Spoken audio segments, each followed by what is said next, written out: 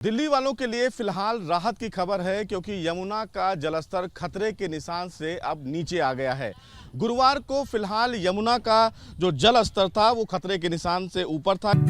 48 वर्षों की शैक्षणिक उत्कृष्टता के साथ 23 से भी ज्यादा प्रमुख बीटेक प्रोग्राम्स और 600 से अधिक अंतर्राष्ट्रीय छात्रों के साथ विज्ञान डीम्ड टू बी यूनिवर्सिटी देश की बेहतरीन यूनिवर्सिटी में से एक है। यानी कि 205.33 पार करते हुए यमुना का जलस्तर 205.6 तक पहुंच गया था और शाम तक कम होकर ये 205.3 तक आ गया था। लेकिन ये जलस्तर अब शुक्रवार की सुबह कम होकर 204.7 तक आ गया है। हालांकि अभी भी यमुना के लेवल की बात करें तो वो वार्निंग लेवल 204.5 के ऊपर बह रहा है। सबसे बड़ी बात है कि आप यमुना घाट के इलाके की तस्वीर फिलहाल देख रहे हैं। जो हमारे वीडियो जर्नलिस्ट हैं मनीष उनियाल, वो आपको दिखा रहे होंगे कि किस तरह घाट के किनारे जो पहले पानी भरा हुआ था वो पानी फिलहाल कम हो गया है। लेकिन जिस तरह से हिमाचल और पहाड़ों पर लगातार बारिश हो रही है, जिससे आसपास के राज्यों के द्वारा जो पानी छोड़ा जा रहा है हथनीकुंड बैराज की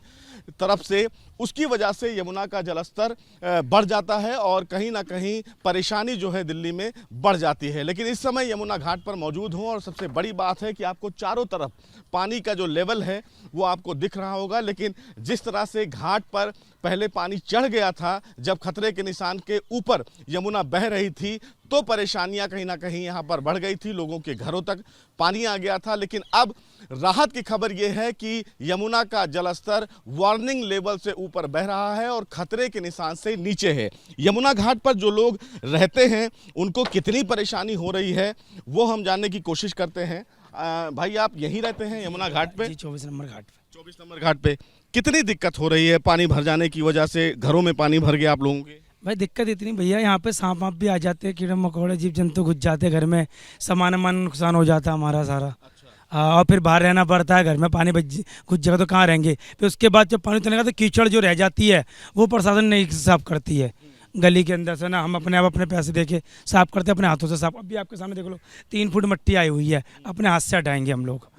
हाँ, आज फिलहाल पानी कम है कल की अपेक्षा? ये तो चल ही रहा है, कभी उतर रहा है, कभी बढ़ रहा है, कभी उतर रहा है। अभी भी घर में आ जाता है, 1 फुट रह गया था आने से घर के अंदर, तो उस टाइम तो मैं कोई देखने नहीं आया था कुछ। हाँ, वो एक शुरू में आया था जब पानी बढ़ा था ना घाट के अंदर, जब आ गए थे 10 मिनट, उस फिर अगले दिन उसके नहीं आए थे वो। उसके बाद दूसरी बार पानी आया फिर नहीं आए थे। लेकिन पानी फिलहाल कम हो गया फिलहाल। हाँ, वो फिर उतर गया था वो।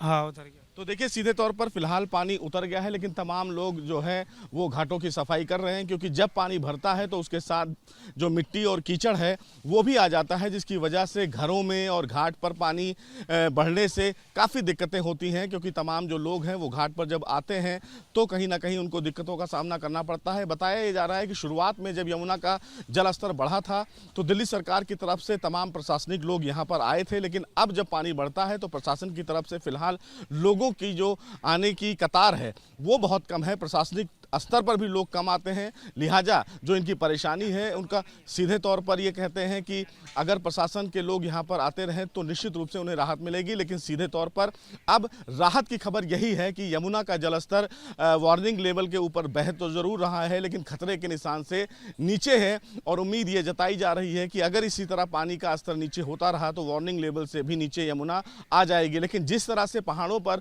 बारिश हो रही है, हिमाचल में जिस तरह से बारिश हो रही है, उससे आने वाले दिनों में भी ये उम्मीद लगाई जा रही है कि अगर हथनीकुंड बैराज से पानी छोड़ा जाएगा तो निश्चित रूप से यमुना का जलस्तर दोबारा खतरे के निशान के ऊपर बहेगा।